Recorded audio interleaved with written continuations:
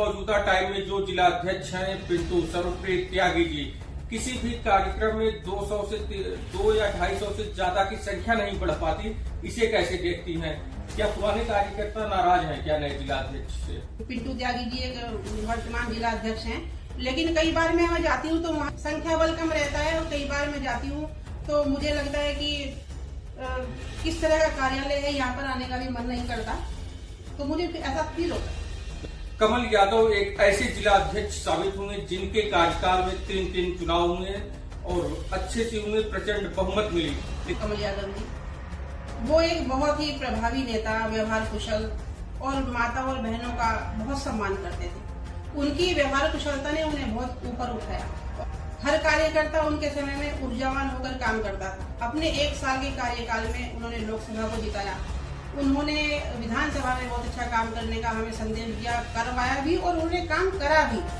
जहाँ तक CM window का प्रश्न है तो मुझे लगता है कि जो अपने मुख्यमंत्री जी की जो एक खिड़की होती है सीएम विंडो, उस पर जो जनता परेशान होकर शिकायत पत्र डालती है, उसके संबंध में जो शिकायत हम तक पहुँचेगी हम उनका निवारण करेंगे। नमस्कार, मैं हूं पंकज पांडे, आप देख रहे हैं अपना चैनल हिंदुस्तान 28 न्यूज। अभी हम लोग गुरुग्राम के सोहना मारुति कुंज में मौजूद हैं।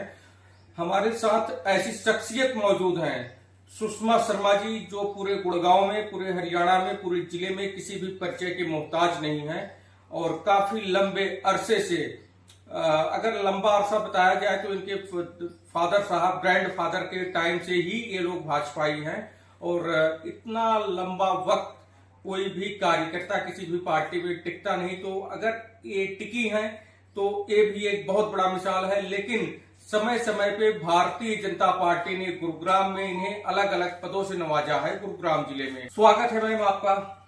बहुत बहुत धन्यवाद पांडे जी आपका। आपको ग्रीवेंस कमेटी में मौका मिला और 2 महीना भी नहीं बीता, सीएम विंडो में आपको सरकार ने मौका दिया काम करने का, तो इसके लिए भी ढेर सारी शुभकामनाएं। लेकिन सीएम विंडो में केवल काम होता क्या है? सबसे पहले तो पांडे जी मैं आपके चैनल के माध्यम से आपके दर्शकों को नमस्कार करना चाहूंगी और आपने मुझे शुभकामनाएं दी हैं उसके लिए आपका बहुत बहुत आभार करना चाहूंगी। जहां तक आपने प्रश्न किया है कि जो मुझे पद मिले हैं, मैंने अपने पुराने कार्यकाल में जो हमारे जिलाध्यक्ष कमल यादव जी थे उनके कार्यकाल में मैंने कार्य किया है और मेरा सौभाग्य रहा कि मैंने उनके कार्यकाल में काम किया है। वही मेरी बुनियाद है, वहीं से हम लोग चलना सीखे हैं, वहीं से हम लोगों ने कार्य करना शुरू किया है। उन्होंने हमारे अंदर बहुत ऊर्जा भरी है और हमें संगठन के प्रति समर्पित होना सिखाया है कि हम संगठन के प्रति निष्ठावान होकर अच्छे कार्यकर्ता बने और अच्छा काम करें।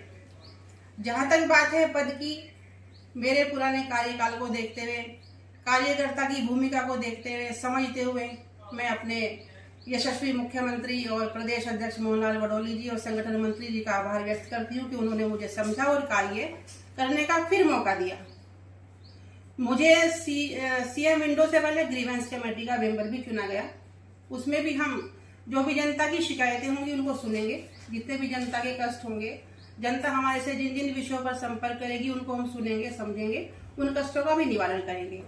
उसके बाद अब उन्होंने मुझे फिर इस योग्य समझा और मैं यथा योग्य कार्य भी करूंगी।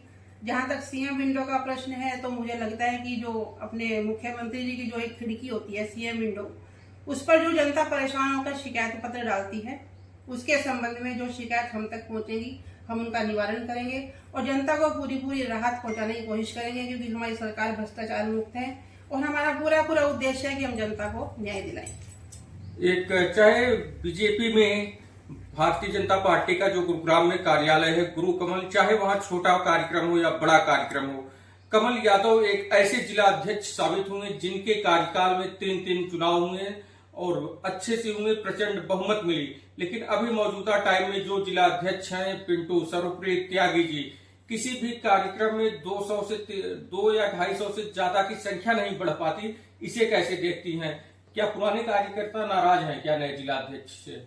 में मैं ये कहना चाहूंगी कि हमारे जो पूर्व जिला अध्यक्ष रहे हैं कमल यादव जी, वो एक बहुत ही प्रभावी नेता, व्यवहार कुशल और माता और बहनों का बहुत सम्मान करते थे। उनकी व्यवहार कुशलता ने उन्हें बहुत ऊपर उठाया। और हर कार्यकर्ता उनसे दिल से जुड़ा हुआ है।